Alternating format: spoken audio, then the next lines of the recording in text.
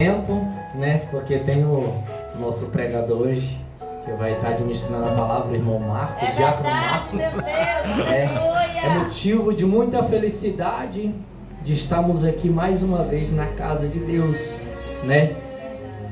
Eu sempre costumo dizer, irmãos, que aonde há a presença de Deus há milagre, há testemunho, há edificação. Amém?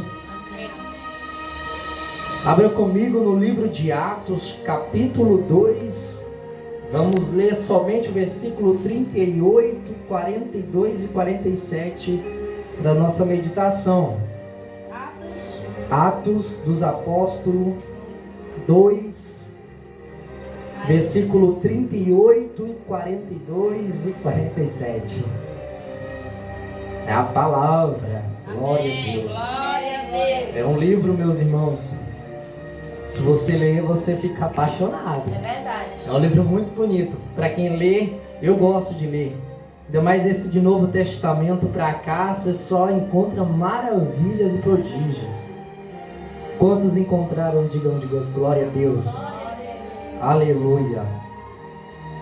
Responderam-lhe Pedro: arrependei-vos e cada um de vós seja batizado em nome de Jesus Cristo para o perdão dos pecados e recebereis o dom do Espírito Santo.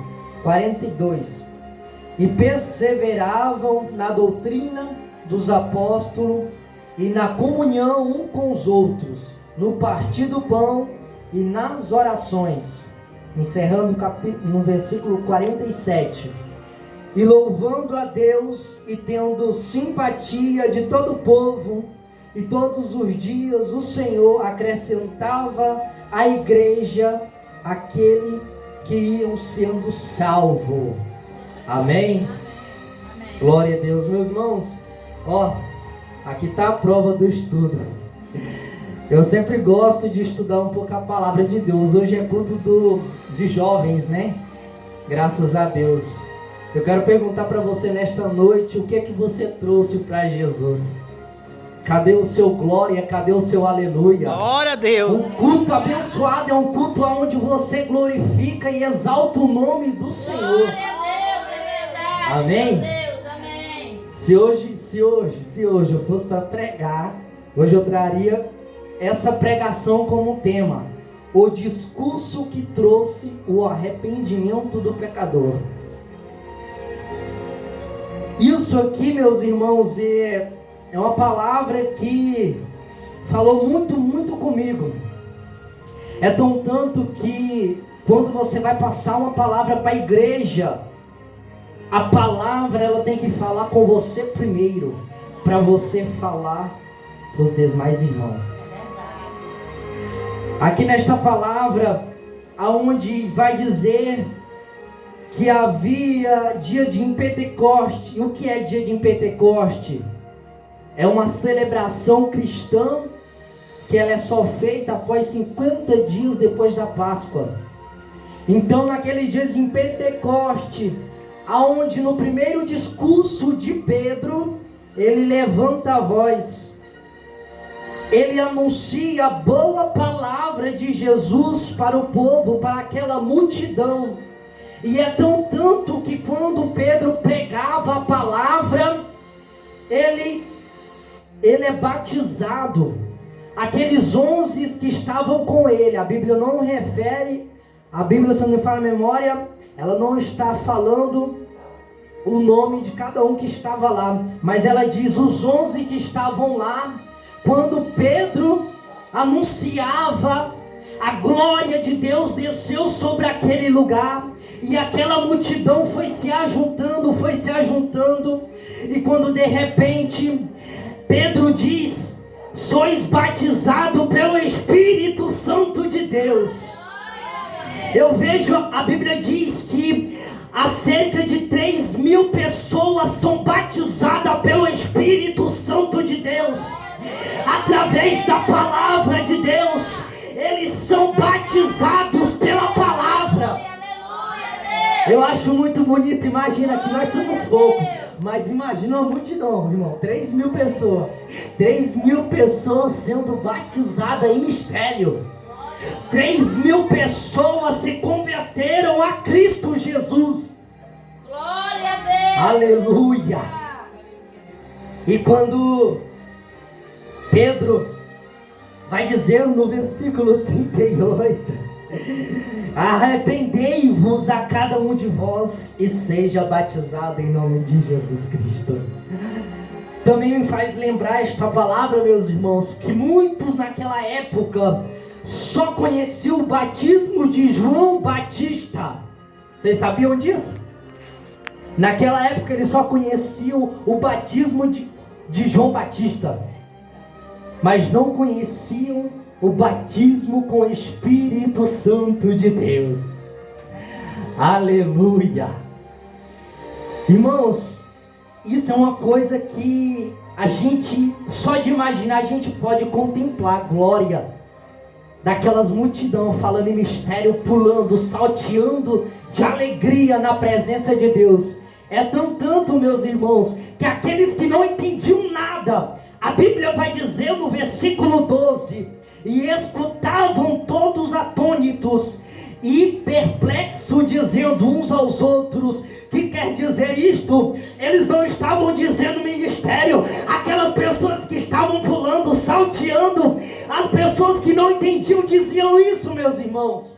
Ficavam perplexos e não entendiam.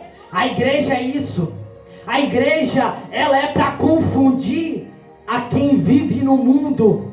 Muitas pessoas no mundo não entendem. Não entende às vezes quando você começa a pular, a falar em mistério, né? E aí a glória de Deus se manifesta. Logo no versículo 13 vai dizer: mas outros zombaram, diziam: estão embriagados. Mas o que Pedro diz?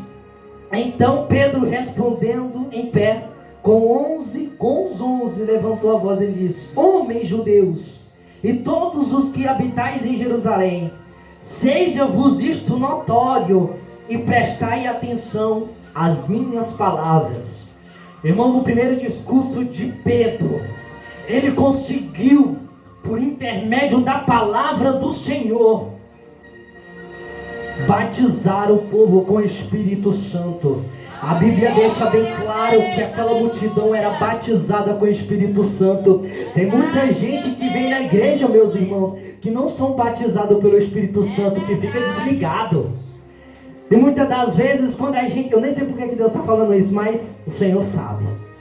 E muitas das vezes quando a gente entra aqui, daquele portão para cá, a gente vem somente para glorificar.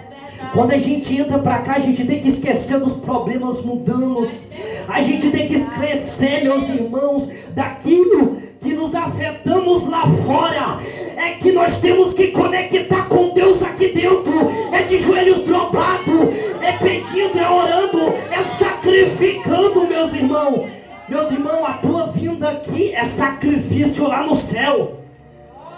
Quantas pessoas não estão agora, eu falo agora nesse exato momento, quantas pessoas não estão no bar bebendo, quantas pessoas não estão se prostituindo? É deste portão para cá que é a igreja. É onde você desconecta do mundo e conecta com Deus. Tem muita gente que está conectado, e quem está desconectado fica falando: olha o que Deus está falando. Isso aqui é a palavra, meus irmãos. E estavam todos atônitos e perplexos, dizendo uns para os outros: o que quer dizer isto? Tem muita gente que fica de braços cruzados. Eu digo isso, meus irmãos. Tem muita gente que, quando o irmão está falando mistério, quando o irmão está profetizando, está entregando a palavra, tem muito irmão que fica assim: o que é isso? Aleluia. E eu te falo que isso é o ministério da palavra. Esse é o ministério da palavra. Se você aprofundar na Bíblia, meu irmão, você vai extrair uma sabedoria tão imensa. Eu falo para você, tem muita gente que vai falar assim: rapaz, esse irmão acho que fala bem, mas não é não, irmão. É oração. A oração e a palavra que te capacita na obra. Tem muita gente que quer sabedoria, mas não quer palavra. Tem muita gente que quer algo da parte de Deus, mas não sacrifica. Nós devemos sacrificar todos os dias. Todos os dias quando a gente levanta, fala: obrigado, Deus. Obrigado, meu Jesus, por ter me concedido uma ótima noite, por ter me guardado. Mas quando Jesus... Irmãos, eu pergunto para você, por que muitas das vezes a gente só procura Jesus no momento da dor, da aflição? Por que a gente não procura Jesus pelo amor dele? Porque quando a gente só precisa dele, a gente vai aos pés. Quando tudo vai bem, quando o emprego vai bem, quando o salário cai na conta, vai bem, tudo vai bem. E às vezes a gente esquece de Jesus. É nessa hora que a gente deve se lembrar de Jesus. É mesmo, meu Deus. É lembrar ele no dia da prova. É lembrar no dia do deserto. É lembrar no momento que você passar com ele. É verdade. Eu sempre digo que não existe escola maior do que o próprio deserto que Jesus nos entrega. O deserto de Jesus, ele vem para nos ensinar, vem para nos moldar, vem para nos fortificar na rocha de Deus. Aleluia.